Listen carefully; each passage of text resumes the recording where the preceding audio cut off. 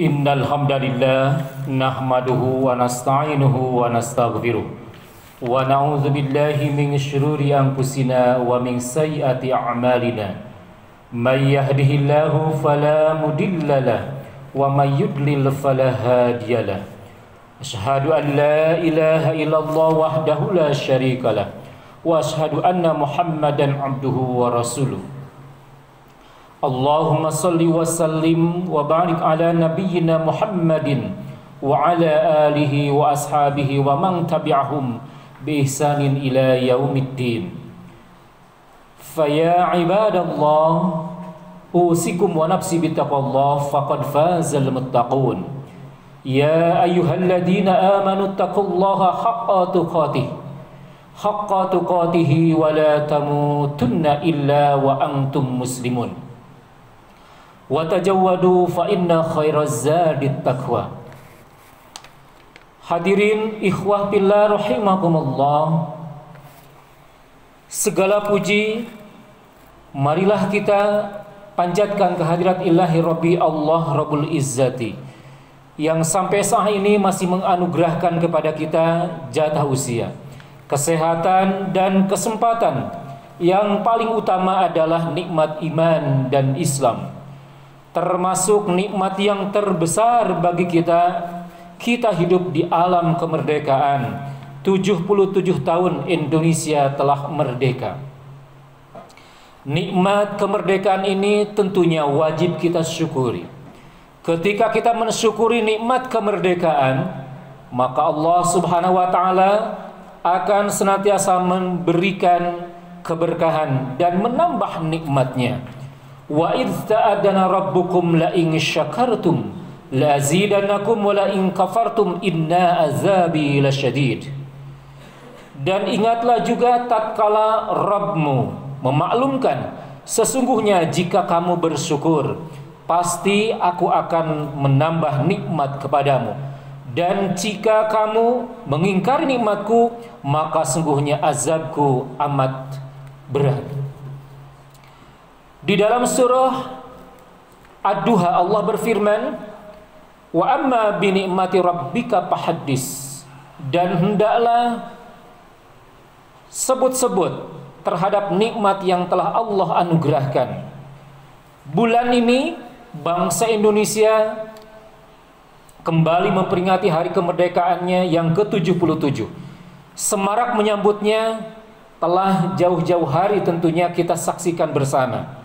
Spanduk, bendera, umbul-umbul, dan baliho-baliho bertuliskan Dirgahayu Kemerdekaan Republik Indonesia, menambah semaraknya hari yang bersejarah tersebut. Semuanya hadirin ikhwah fillah rahimakumullah, itu merupakan bentuk dari memperingati hari kemerdekaan bangsa Indonesia.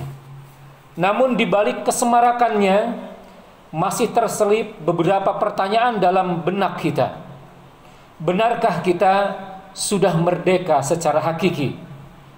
Apa makna kemerdekaan bagi kita? Kemudian bagaimana kita mengisi kemerdekaan yang telah 77 tahun ini? Hadirin sidang Jumat rahimakumullah, dalam syariat Islam, seorang muslim tentunya harus meraih kemerdekaan yang hakiki. Dalam artian meraih kemerdekaan yang selaras dengan tuntunan Allah Subhanahu wa taala. Lalu pertanyaannya, kemerdekaan seperti apa yang selaras dengan tuntunan Allah Subhanahu wa taala? Paling tidak jawabannya ada 3. Yang pertama, merdeka dari belenggu kemalasan. Artinya belum merdeka secara hakiki kalau kita masih bermalas-malasan. Kemalasan ini adalah satu penyakit yang menjangkiti seluruh lapisan masyarakat. Dan kalau dibiarkan, ini akan menjadi penyakit yang luar biasa, yang akan menjalar dalam sendi-sendi kehidupan kita, yang nantinya menjadi kebiasaan. Malas dalam bidang apa? Paling tidak dalam 2 hal. Yang pertama, banyak yang malas di dalam tolabul ilmi. Banyak yang malas dalam belajar Islam. banyak yang malas di dalam hadir di kajian Islam. Padahal menuntut ilmu atau belajar Islam adalah kewajiban bagi kita umat Islam. Bahkan salah satu ibadah yang paling lama. Utlubul ilmi minal mahdi ilal lahdi. Tuntutlah ilmu dari mulai liang lahat, dari mulai buayan sampai liang lahat. Artinya belajar kita itu harus panjang hayat. Apalagi terkait dengan ilmu agama Islam. Banyak sekali ilmu agama Islam yang belum kita ketahui. Karena ilmu agama Islam itu banyak dan luas. Oleh karena itu, janganlah kita berhenti belajar ilmu agama Islam cukup di bangku sekolah. Generasi muda ketika hadirnya sekarang di momentum hari kemerdekaan harus menambah spirit, menambah semangat untuk terus menuntut ilmu. Generasi muda juga terus untuk belajar ilmu Islam untuk bekal kepulangan kita ke negeri akhirat tentunya. Hadirin ikhwah fillah rahimakumullah, Rasulullah SAW mengajarkan kepada kita harus menjadi 4 golongan. Kun aliman, au muta'aliman, au musta'imian, au muhibban. Kata Rasulullah, jadilah orang yang aliman, orang yang berilmu. Kalau tidak menjadi aliman, muta'aliman, orang yang belajar ilmu. Kalau tidak menjadi muta'aliman, au mustami'an, orang yang mendengarkan ilmu. Kalau tidak menjadi mustami'an, au muhibban, orang yang mencintai ilmu. Walan takun khamisan, janganlah menjadi golongan yang kelima. Patahlik, akan celaka. Tidak menjadi aliman, tidak menjadi muta'aliman, tidak menjadi mustami'an, tidak menjadi muhibban. Oleh karena itu tidak ada alasan untuk kita berhenti thalabul ilmi. Mari kita semangat, mari kita motivasi diri kita untuk senantiasa thalabul ilmi terkait dengan ilmu-ilmu agama Islam. Allah Subhanahu wa taala berfirman di dalam surah Al-Mujadil ayat 11, tatkala kita menjadi orang yang beriman dan kita memiliki ilmu, maka Allah akan angkat derajat kita. Yarfa'illahu alladhina amanu minkum walladhina utul ilma darajat. Niscaya Allah akan mengangkat beberapa derajat orang yang beriman dan memiliki ilmu pengetahuan. Hadirin ikhwah fillah rahimakumullah, lalu yang kedua, ada kemalasan yang menjangkiti diri kita, malas beribadah. Banyak orang yang malas beribadah karena awalnya malas thalabul ilmi, malas belajar Islam. Oleh karena itu di momentum ini mari kita motivasi diri kita, spirit semangat untuk senantiasa beribadah kepada Allah Subhanahu wa taala. Apalagi tujuan hidup kita tiada lain adalah ubudu, untuk ibadah kepada Allah. Wa ma khalaqtul jinna wal insa illa liya'budun. Dan tidaklah aku ciptakan jin dan manusia melainkan untuk ibadah kepadaku. Begitu firman Allah Subhanahu wa taala di dalam surah Az-Zariyat ayat 56. Mari kita awali ibadah kita tentunya dari ibadah sholat. Dan kita awali dari ibadah sholat subuh. Sebelum sholat subuh, Rasulullah mengajarkan kepada kita belajar sholat sunnah 2 rakaat. Dan ketika kita mengerjakan sholat sunnah 2 rakaat, maka kita akan memiliki segalanya. Karena rakaatul fajri khairum minad dunya wa ma fiha. Salat fajar 2 rakaat lebih baik dari dunia dan segala isinya. Apalagi ketika kita mengerjakan salat subuhnya berjamaah di masjid, maka insya Allah kita akan mendapatkan segalanya. Dan tentunya kita akan mendapatkan kebahagiaan dunia dan akhirat. Dan tentunya bagi generasi muda, semangatlah di dalam beribadah kepada Allah Subhanahu wa taala. Walaupun tentunya kesibukan atau hal-hal yang lain tentunya bentrok dengan agenda ibadah kita, tetap prioritas adalah ibadah.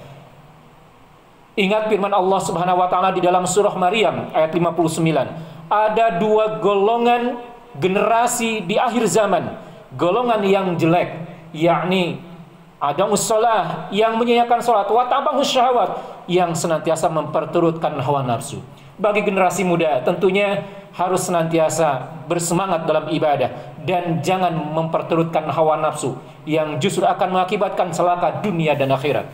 Hadirin ikhwah fillah rahimakumullah. Yang kedua, Kemerdekaan yang selaras dengan tuntutan Allah Subhanahu wa taala adalah merdeka dari belenggu ketidakjujuran. Ada orang yang tidak jujur dengan dirinya sendiri. Contohnya, tidak jujur dalam niat, tidak jujur dalam ucapan, tidak jujur dalam tindakan. Kemudian ada yang tidak jujur kepada Allah Subhanahu wa taala. Tidak jujur kepada Allah Subhanahu wa taala artinya tidak melaksanakan perintah Allah Subhanahu wa taala dan menjalankan pelanggaran-pelanggaran. Hadirin ikhwah fillah rahimakumullah, dengan momentum kemerdekaan ini mari kita tentunya merdeka dari belenggu ketidakjujuran. Paling tingginya kita harus jujur kepada Allah Subhanahu wa taala. Kita harus senantiasa melaksanakan segala perintah Allah Subhanahu wa taala dan berusaha semaksimal mungkin menjauhi apa yang dilarang oleh Allah Subhanahu wa taala. Hadirin ikhwah fillah rahimakumullah, yang ketiga atau yang terakhir, kemerdekaan hakiki, yakni kemerdekaan yang selaras dengan tuntunan Allah Subhanahu wa taala adalah merdeka dari belenggu hawa nafsu. Hadirin ikhwah fillah rahimakumullah, setiap diri kita memiliki hawa nafsu. Dan ketika hawa nafsu ini kita tidak tekan, maka akan berbahaya bagi keberlangsungan kehidupan kita. Paling tidak Allah Subhanahu wa taala menganugerahkan 3 nafsu kepada kita. Yang pertama, nafsu ammarah, nafsu yang senantiasa mengajak kepada kita untuk berbuat maksiat, untuk berbuat durhaka. Siapapun orangnya memiliki nafsu ammarah, tidak terkecuali seorang alim. Kemudian yang kedua, nafsu lawamah. Nafsu lawamah itu adalah nafsu pertengahan, nafsu yang mawas diri, nafsu yang selalu mengoreksi ketika kita berbuat salah. Kemudian nafsu yang ketiga adalah nafsu mutmainnah. Nafsu mutmainnah itu adalah nafsu yang senantiasa mengajak kepada kita untuk berbuat kebajikan, untuk berbuat takwa. Siapapun orangnya memiliki nafsu mutmainnah, tidak terkecuali orang yang bejat sekalipun akhlaknya. Hadirin ikhwah fillah rahimakumullah, 3 nafsu ini dalam setiap kesempatan berkompetisi, berlomba-lomba untuk saling mengalahkan.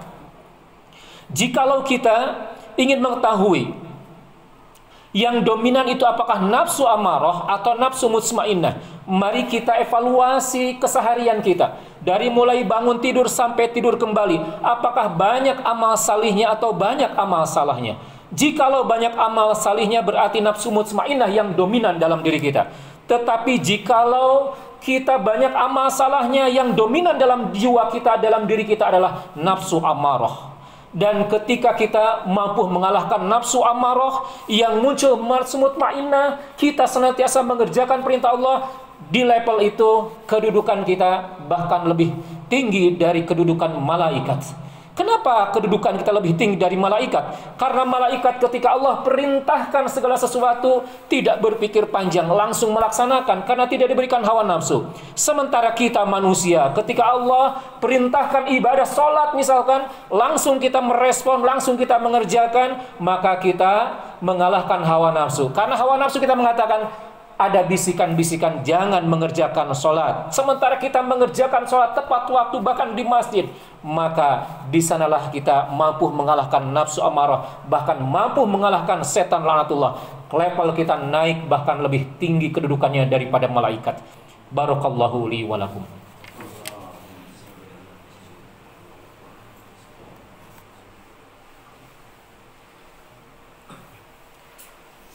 Alhamdulillahilladzi anzala as-sakinata fi qulubil mu'minin liyazdadu imanan ma'a imanihim.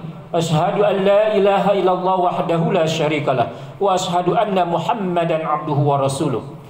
Allahumma shalli ala Muhammadin wa ala alihi wa ashabihi ajma'in. Amma ba'd.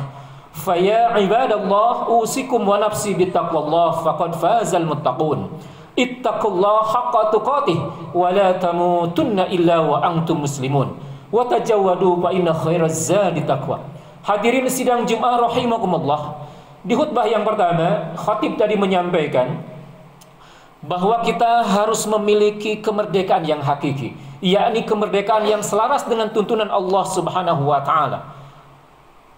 Kemerdekaan yang hakiki itu paling tidak ada 3. Kita harus merdeka dari belenggu kemalasan. Yang kedua, kita harus merdeka dari belenggu ketidakjujuran. Yang ketiga, kita harus merdeka dari belenggu hawa nafsu. Dengan kita merdeka dari 3 hal tadi, mudah-mudahan kita betul-betul merdeka. Kita betul-betul berada dalam rahmat, barokah dan ridha Allah Subhanahu wa taala, sehingga kita beroleh kebahagiaan hidup dunia dan akhirat. Tentunya kita senantiasa melatih diri kita untuk senantiasa mengerjakan perintah-perintah Allah Subhanahu wa taala, untuk senantiasa mengikis rasa malas yang ada dalam diri kita, untuk senantiasa kita berbuat jujur dalam kehidupan ini, dan untuk senantiasa menekan hawa nafsu yang tidak baik. Hawa nafsu ammarah itu kita tekan, sehingga yang muncul adalah nafsul mutmainnah. Insyaallah kita beroleh kebahagiaan hidup dunia dan akhirat, dan kita merdeka secara hakiki ada dalam keberkahan Allah Subhanahu wa taala. A'udzu billahi minasy syaithanir rajim. Bismillahirrahmanirrahim. Allahumma inni as'aluka bi anni asyhadu annaka antallah la ilaha illa antal ahadus samadul ladzi lam yalid wa lam yulad wa lam yakul lahu kufuwan ahad. Allahumma ighfir lil muslimina wal muslimat wal mu'minina wal mu'minat al ahya'i minhum wal amwat. Rabbana ighfir lana wa liwalidayna warhamhuma kama rabbana shighara. Rabbana ighfir li wa liwalidayya walil mu'minina yauma yaqumul hisab. Rabbana atina min ladunka rahmatan wa hayyi lana min amrina rashada. Rabbana hab lana min azwajina wa dhurriyyatina qurrata a'yun waj'alna lil muttaqina imama. Rabbi ij'alni muqimas sholati wa min dhurriyyati rabbana wa taqabbal du'a. Allahumma inna nas'aluka al-huda wat-tuqa wal-'afwa wal-ghina. Allahumma inna nas'aluka ridhaka wal jannah wa na'udzubika min syakhatika wan nar. Allahumma ihtim lana bil Islam wa ihtim lana bil iman wa ihtim lana bi husnil khatimah. Allahumma ighfina bi halalika an haramika wa qina bi fadlika amman siwak. Rabbana atina fid dunya hasanah wa fil akhirati hasanah wa qina azabannar wa adkhilna al jannata ma'al abrar ya aziz ya ghaffar ya rabbal alamin. Aqulu qouli hada wastaghfirullah li wa lakum. Aqimis shalah.